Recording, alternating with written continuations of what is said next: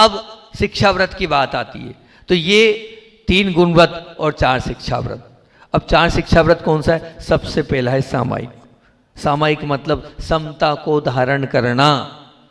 समता को धारण करके आप आधे आधे घंटे भी अगर 2 टाइम बैठ जाओगे, वह समता को नमोकार मंत्र की माला फेर लो, पाठ कर लो, बस बैठ जाओ एक स्थान पर, बस मन वचन काय कि प्रवृत्ति को शुभ में लगा लो। बस आप शुभ में लगा लोगे तो अपने आप ये सामायिक आपकी हो जाएगी। उसमें आवाज वगैरह कर लो तो और अच्छा है, नहीं हो तो ऐसे ही बैठ जाओ आधे घंटे, तो ये आपकी सामायिक हो गई। ये एक शिक्षा व्रत हो गया। दूसरा पुरुषोदोपवास। 3 होते हैं, आप तो जगने वाला करो, अष्टमी और चतुर्दशी को एकासन, बस इतना ही कर लो। उत्कृष्ट वाला मैं नहीं करने को बोल रहा, उत्कृष्ट का तात्पर्य था सप्तमी का एकासन, अष्टमी को उपास और नवमी को एकासन। मध्यम वाला कहलाता है कि 3 एकासन, सप्तमी अष्टमी नवमी, या मान लो अष्टमी को उपास। तो आप तो ऐसा कर लो, मैं ज़्यादा आपको उलझाऊंगा नहीं, आप तो अष्टमी चतुर्दशी को एकासन कर लो। ये हो गया आपका पुरुषोदोपवास। क्या कठिन है? क्या 15 दिन में 2 बार एक टाइम भोजन नहीं कर सकते आप? इतने भूखे मर रहे हो हैं? अरे साधुओं को तो देखो, जिंदगी हो गई, गुरुदेव ने 60-70 साल कि पूरे 50 साल के लिए एक टाइम भोजन किया, आप 15 में 2 बार नहीं कर सकते हैं? अब उसके बाद क्या है? अगला है उपभोग परिभोग परिमाण व्रत। क्या होता है कि ये परिग्रह परिमाण व्रत, अपनी सीमा बांध लो, 100 जोड़ से ज़्यादा कपड़े नहीं पहनूंगा। कितने 15 दिन में 100 जोड़ हैं? शर्म आ रही। अरे 10 जोड़ ले लो, 10 जोड़ से ज़्यादा नहीं पहनूंगा, 12 जोड़ से ज़्यादा नहीं पहनूंगा, है ना। इतने मकान, इतने गाड़े, इतने मोबाइल, इतने पर्स, इतने जूते, इतने बेल्ट, इतनी अपनी सामग्री, इतने चश्मे, इतनी घड़ी, ये अगर आपने बांध लिया, ये उपभोग हो गया। और भोग परिभोग, और ये उपभोग हो गया, और उसके साथ साथ भोग सामग्री मान लो कि ये जो सामग्री हैं जो खाने योग्य हैं, कि मैं 10 हरी लूँगा, 4 अन्य लूँगा, इतना इतना ये लूँगा, ये भोग उपभोग हो गया। तो ये भोग उपभोग परिणाम हो गया। और फिर उसके बाद क्या हो गया? अंतिम। देखो, इसको पालन करना हो जाए तो बहुत अच्छी बात है, नहीं तो बिना सोले में खड़े हो जाना। अतिथि समविभाग व्रत। अर्थात क्या? अतिथि समविभाग का मतलब ये होता है, आप क्या नहीं शुद्ध भोजन लगा पा रहे हो, आपको लगता है 50 चीज़ बनाना है जब महाराज जी आएंगे। अरे दादा, हम कुछ नहीं खाते हैं, आप निश्चित मान के चलना, वही दाल रोटी और चावल खाते हैं जो आप क्या बनता है। कल कुछ ज़्यादा खा लिया आप क्या हैं? खिचड़ी खाई थी थोड़ी सी, हमने थोड़ी सी खिचड़ी खाई थी आपके। हम कुछ ज़्यादा खाते ही नहीं है, लेकिन आप लोगों को लगता है कि बहुत ज़्यादा बनाना पड़ेगा। प्रवचन छोड़ दो, ध्यान छोड़ दो, सब छोड़ दो, काय को जितने 4 रोटी बना लो, दाल बना लो, उतने पर्याप्त है, उससे ज़्यादा नहीं खाते हम भैया। हाँ, पर कम से कम इतना पुण्य का मौका मिला, पड़गा तो लो। हे महाराज जी नमोस्तु नमोस्तु तो कर लो। कब मिलेगा मौका? मिलना है क्या भविष्य में? लेकिन 100 चीज़ बनाएंगे, इज्जत का सवाल है। 4 लोग देखने आएंगे तो क्या बोलेंगे? एक रेपुटेशन बना लिया आपने, बिल्कुल गलत। आपको अपना शुद्ध भोजन अपने लिए बनाना है। अभी आप पाप कमा रहे हो। क्या कमा रहे हो? पाप। आप पाप इसलिए कमा रहे हो क्योंकि आप महाराज के लिए बना रहे हो, तो पाप है। किसके लिए बनाना है? मेरे लिए बनाना है, उसमें से महाराज को देना है। अरे क्यों झूठ बोल रही हो माँ? काय को झूठ बोल रही हो? आज अगर आप अपने लिए बनाए तो आज ही बनाया आपने। अगर आपने अपने लिए बनाया तो आज भी बनाया है आपने? बोलो। नहीं, महाराज जी आपके लिए बनाया था हमने। तो जो चौका लगा रहा है उसको पुण्य नहीं मिलेगा, और जो शुद्ध भोजन बना रहा है उसको पुण्य मिलेगा। ध्यान रखना। अभी आप लोग चौका लगा रहे हो, शुद्ध भोजन नहीं बना रहे हो। ध्यान रखना, आपके भोजन से मेरी सामायिक अच्छी नहीं होगी, मेरे व्रतों का निर्वाह अच्छे से नहीं होगा, मेरे व्रतों में विशुद्धि नहीं बढ़ेगी। जो शुद्ध भोजन बनाएगा उसके भोजन में मुझे आनंद आएगा, और जो चौका लगाएगा उसके वो करा दे भोजन तो कर जाना पड़ेगा, मजबूरी है, क्या करें? कितने उपवास करेंगे, कितने भूखे रहेंगे? हो जाएंगे हम, लेकिन हमें विशुद्धि नहीं बढ़ने वाली। हाँ, वो आरोन वाले से पूछो कितने लोग थे वहाँ जिन्होंने 4 महीने अतिथि समविभाग व्रत का पालन किया। ऐसे बहुत सारे लोग थे जो रोज अपने घर के दरवाजे के आगे हे महाराज नमोस्तु नमोस्तु करके पुण्य को इकट्ठा कर रहे थे।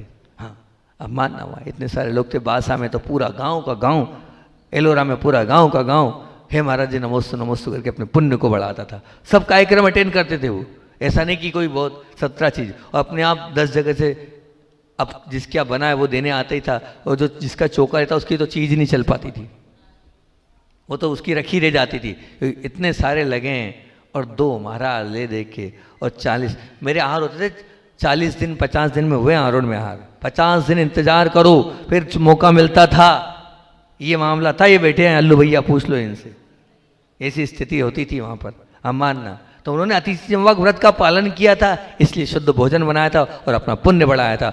आप लोग भी बढ़ा सकते हैं, ये अतिथि संविभाग व्रत हुआ है ये। अब इसमें क्या है, आप शिक्षा व्रत में बताओ मेरे को। आप जो शिक्षा व्रत आपको मैंने बताएं, एक तो 2 टाइम 3 टाइम कर लो तो आधा आधा घंटा बैठ लिया, ठीक है ना, और पुरुषोत्तम उपवास मतलब अष्टमी चतुर्थी एकादशी कर लिया, ठीक। 2 तीसरा क्या है कि उपभोग अपने कपड़े और अपने खाने पीने की चीज़ को संयमित कर लो कि हम इससे ज़्यादा 10 हरी से ज़्यादा नहीं लेंगे, 5 अन्न से ज़्यादा नहीं लेंगे, वो तय कर लो, ठीक है। कपड़े और दुकानदारी पैसा तय कर लो, ये भोग हो गया। और बस अब साधु दिखे तो ठीक, नहीं दिखे तो बाहर खड़े हो जाओ, हे महाराज नमोस्तु, झूठे ही पड़गान कर लो, बिना सोले में कर लो, हे महाराज नमोस्तु नमोस्तु नमोस्तु, इतना कर लो, और क्या है, इतना सा है, इसमें क्या कठिनाई है। और बस उसके अलावा मर्यादित आहार कर लो तो बहुत अच्छी बात है कि इतना कर लोगे तो समझ लेना आपने बहुत अच्छा कर लिया। और उसके अलावा अष्टमी और चतुर्दशी, नहीं सॉरी, सिर्फ चतुर्दशी को पाक्षिक प्रतिक्रमण कर लो। आप मेरे पास आ जाना, मैं प्रतिक्रमण करूंगा, मेरे साथ बैठ जाना। अकेले करना हो तो सिद्ध भक्ति, चारित्र भक्ति, पंचमहाभूत भक्ति, शांति भक्ति और समाधि भक्ति। मेरे साथ करोगे तो 1.5 से 2 पौने 2 घंटे लगेंगे। आप करोगे 5 भक्तियाँ पढ़ लेना, आधा घंटे में 40 मिनट में आपका मामला हो जाएगा। और पूरे 15 दिन के पापों का प्रक्षालन कर लेना, और 15 दिन में 5 नमोकार मंत्र की प्रायश्चित की माला फेर लेना, हो गया। इतना सा तो करना है आपको। और उसके बाद भी अगर आप नहीं मान रहे हो तो मानना आपका जीवन अब आगे क्या होगा वो आप ही समझें। गुरु समझा रहे हैं, गुरु संबोधन दे रहे हैं, गुरु बता रहे हैं, उसके बाद ही आपने अपनी धारणा नहीं बदली, नहीं मुझे नहीं मानना, मुझे ठर्रा वाला जीवन जीना है, आपकी बात से मुझे कोई मतलब नहीं है, तो ध्यान रखना आपका जीवन व्यर्थ है, अनर्थ है। अभी भी आप समझ लो, मान लो और अपने जीवन को अच्छा बना लो। इससे साता वेदनी कर्म का भी बंद होगा। इससे निश्चित अभी 15 दिन लिए तो इतना क्लियर हो जाएगा, भव्य हो। आपको आपके नाम के आगे मरण के बाद नारकी नहीं लगाना पड़ेगा, त्रिंची नहीं लगाना पड़ेगा। आप घर वालों से कह देना स्वर्गीय लगा देना, मैंने प्रतिमा ली 15 दिन के लिए। और जो नहीं लगाए वो घर वालों से बोल के जाना कि मेरे नाम के आगे नारकी लगाना महाराज ने बोला, मैंने नहीं ली। तिरंची लगाना मैंने बोला, महाराज ने नहीं ली।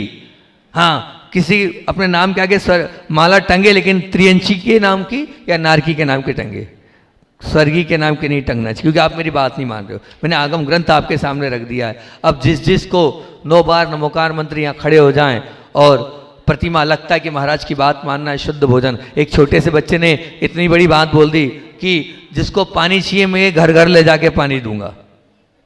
एक बच्चे ने, छोटे से ने बोल दिया। हर कहाँ गया वो, यार बैठा है, कहाँ गया वो? हर घर पानी ले जाके देगा अगर आपको पानी की दिक्कत। 1 कैन पानी चाहिए, एक गिलास में आटा उसन जाएगा, और क्या पियोगे? एक कैन से ज़्यादा क्या पियोगे आप दिन भर में? वो बच्चा बोले मैं हर घर कैन ले जाके दे दूंगा। बस तैयार होना चाहिए। आप तैयार होगे तो बालक करे, छोटा सा बच्चा है वो, 11-12 साल का, लेकिन तैयार है वो। अब आप में से जितने लोग भी चाहते हैं वो खड़े हो जाएं और मैं जैसा बोल रहा हूँ वैसे अपने आप को तैयार कर ले। नियम तो सब समझा दिए, सरल और सहज नियम है, लेकिन मैं चाहता हूं कि सब लोग तैयार हों, सब लोग पुण्य की स्मृति गंगा में अपने आप को अवगाहित करें। अब ऐसा मौका आपको जीवन में फिर नहीं मिलने वाला है, ऐसा समझाने वाला नहीं मिलने वाला है कोई आपको। क्या पता आगे कर पाओ नहीं कर पाओ। ये 15 दिन ही करके अपने जीवन को कृतार्थ कर लो, अच्छा और महान बना लो। चलो हाथ जोड़ो, सब लोग हाथ जोड़ो, बोलो हाथ जोड़ो। हे महाराज जी, आपके चरणों में बारंबार नमन करते हुए, प्रभु के चरणों में बारंबार नमोस्तु करते हुए, हे भगवान, ये 15 दिन हमारे जीवन के उत्कृष्ट अच्छे परिणामों को निर्मलता प्रदान करने वाले, और जितने कर्म हैं उनको क्षय करने वाले, और जितने पाप कर्म हैं उनको स्वाहा करने वाले निकले। इससे विशुद्धि बढ़े। भाई साहब बैठ जाओ। सुनो, जिनको 15 दिन के लिए नियम लेना वही खड़े रहें, बाकी लोग बैठ जाओ, ठीक है ना। ये 15 दिन हमारे जीवन के स्वर्णिम बने, इस भावना से हम नमोस्तु कर रहे हैं। हमारे लिए शक्ति प्रदान करना, सामर्थ्य प्रदान करना, ताकि हम व्रतों को अच्छे से पाल सकें। हाँ, 9 बार बहुत विशुद्धि पूर्वक नमोकार मंत्र श्वास पूर्वक पढ़ना, अच्छे से पढ़ना 9 बार नमोकार मंत्र। सबको बहुत बहुत आशीर्वाद, जिनने मेरी बात स्वीकार करी, 30-35 लोग जो माने, सबको मेरा दोनों हाथ से आशीर्वाद। आप लोगों को भगवान बनना है, आप लोगों को भगवान के बाजू में बैठना है। भगवान बनने की वो हैसियत अपने साथ, अपने पास लाना है। बोलो ना दादाजी, हाँ या ना? बनना है, भगवान बनना है, सच में बनना है। करवाई वाले तो बहुत अच्छे हैं, सब भगवान बनना चाहते हैं, फिर यहाँ कौन रहेगा? हमारा क्या होगा? हमको आहार कौन कराएगा भैया? तुम सब भगवान बन जाओगे तो निश्चित रूप से सबकी भावना है भगवान बनने की। और जब भगवान कौन बनता है तो कहते हैं जो 16 कारण भावनाओं को बहाता है वो तीर्थंकर बनता है। और 16 कारण भावनाओं में एक भावना है अरहत भक्ति। कौन सी भावना है? अरहत भक्ति।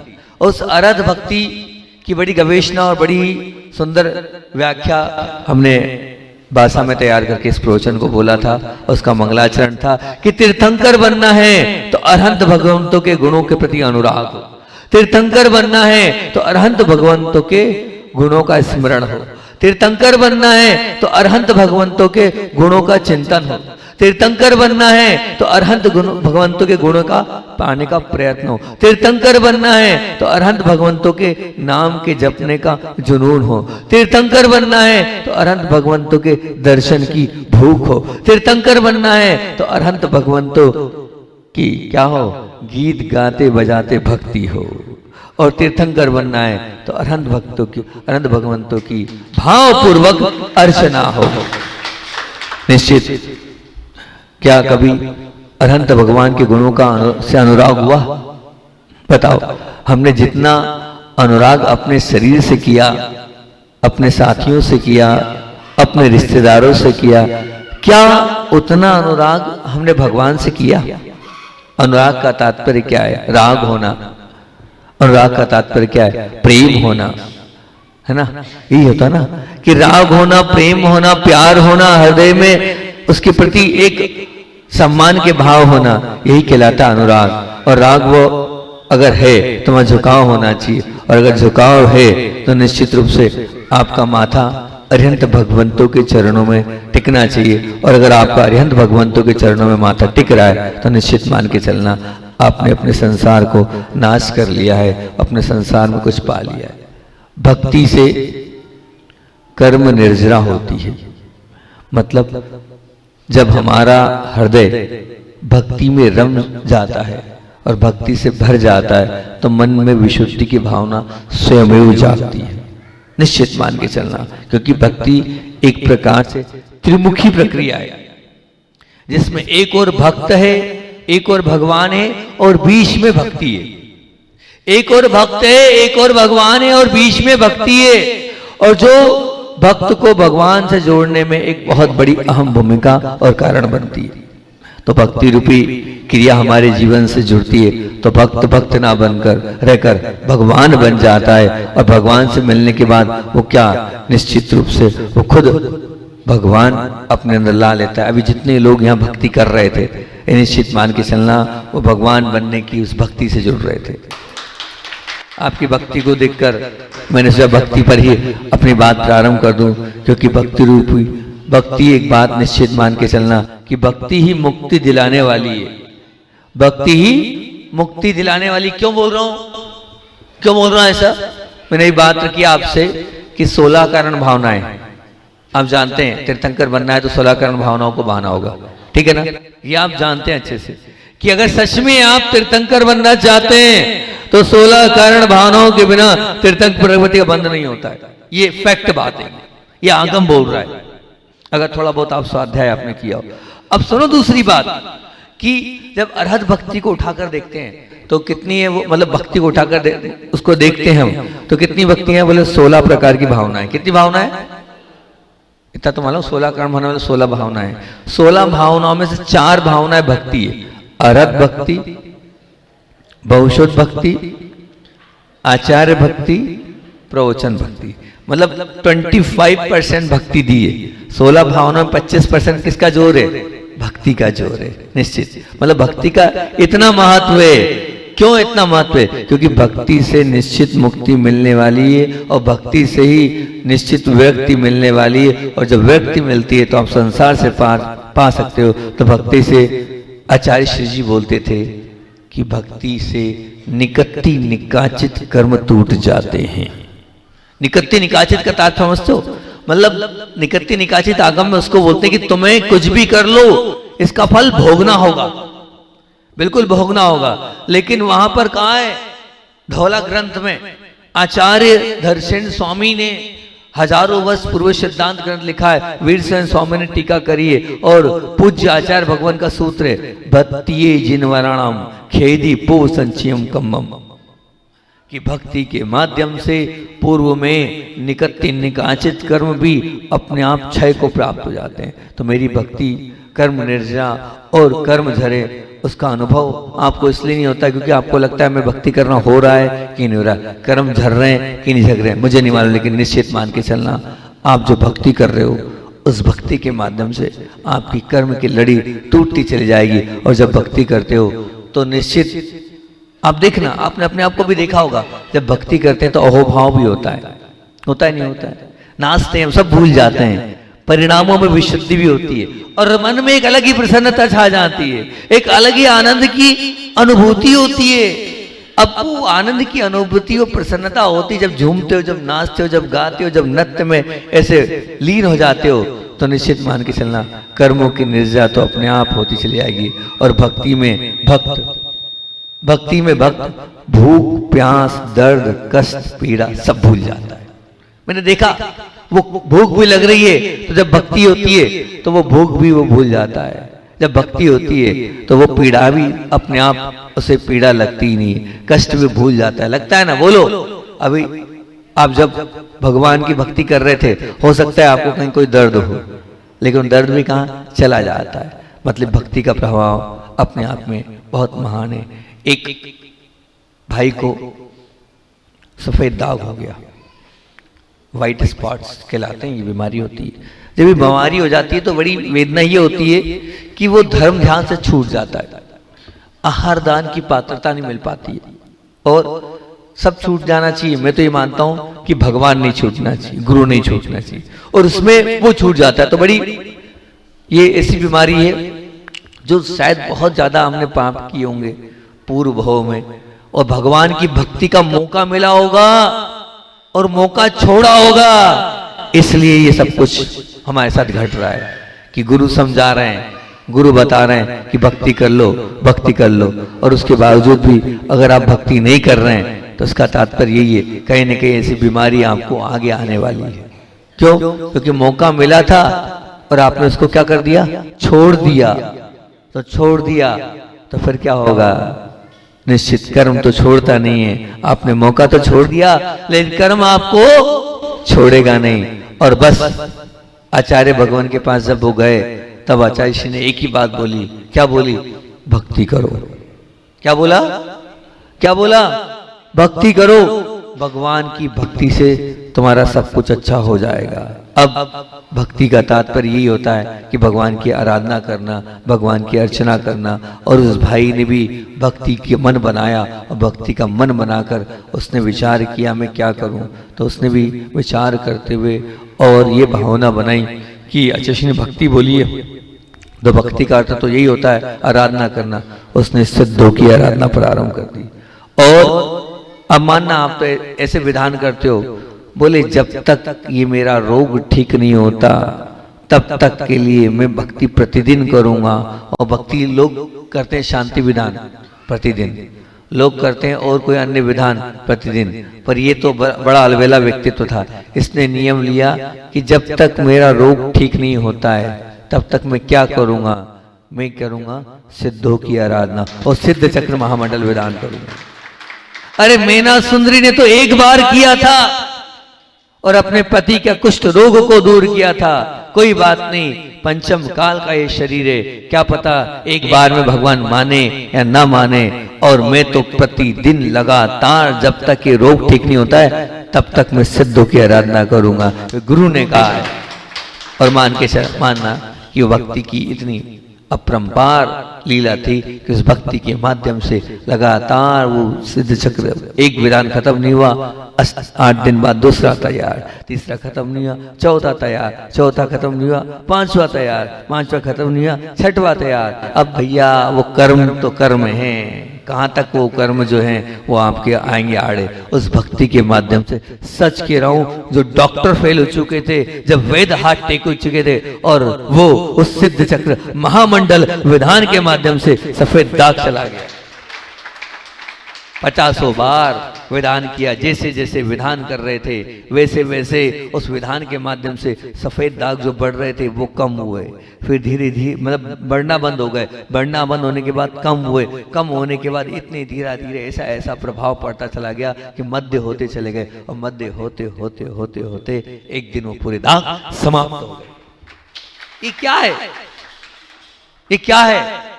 ये कर्म की लीला है, ये भक्ति की लीला है कि असाता कर्म अपने आप समाप्त हो गया और साता में बदल दिया। क्योंकि आगम का कथन है, धवला जय धवला में कहा है कि निश्चित रूप से भक्ति हमारे पूर्व निकटती और निकाचित कर्म को झड़ देती है, और भक्ति हमारे चित्त को निर्मल बना देती है, हमारे अंदर सम्यक को की ज्योति को वो जला देती है, वो हमारी चेतना को पुष्ट और प्रौढ़ बना देती है। और सच्ची भक्ति अगर सच में हमारे संसार के उस अनेक प्रकार की असाता कर्म को दूर करने के लिए एक कारण है। इसलिए भक्ति सच में आसक्ति का सर्वनाश करती है। वह भक्ति और भक्ति के साथ, ध्यान रखना, भक्ति भक्ति के साथ नहीं होती है। तो वो बहुत अच्छी लाइनें मिलती है ना, क्या मिलती है? भक्ति मुक्ति दातार 2400 जिन राजवर तिन पद मधुधार जो पूजे सो शिवलय। तो भैया उस बच्चे को या तो बाहर कर दो ना, सब लोग डिस्टर्ब हो रहे हैं उससे, या तो उसको चुपचाप बिठा लो, माता पिता उसके कौन है उसको बिठा लो, या तो चुपचाप, नहीं तो उसको बाहर ले जाओ, जो पिताजी हैं उसके बच्चे बाहर ले जाओ उसको। हाँ, तो ध्यान रखना भक्ति में क्या होता है कि भक्ति के अंदर आपने ये तो पाया होगा कि भक्ति मुक्ति दाता 2400 जिन राजवर, मतलब भक्ति इस प्रकार की है जो मुक्ति को कराने वाली है, ठीक। और अगर 3 पद यानी मन वचन काया से हम भक्ति करते हैं तो निश्चित रूप से मुक्ति की प्राप्ति होती है। और मैं मानता हूं कि आप क्या भक्ति करोगे, आप क्या भक्ति करोगे? जो भक्ति रावण ने करी थी।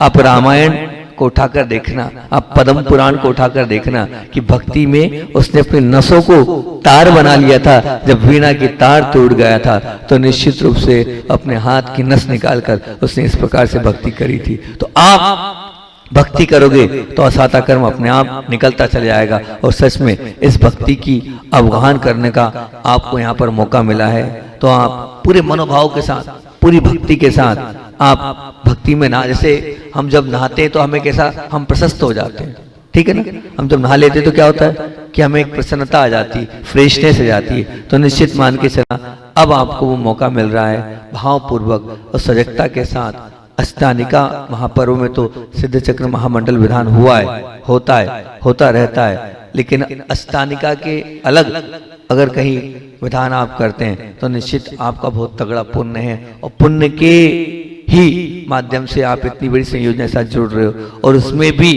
गुरु की कृपा है कि आपके लिए साधु यहाँ पर भेज दिए, आपके निवेदन से भेज दिए, क्योंकि सिद्धों की आराधना का ये अनुपम अनूठा आयोजन जो कि आपके कर्मों के नियोजन को ढीला कर देगा।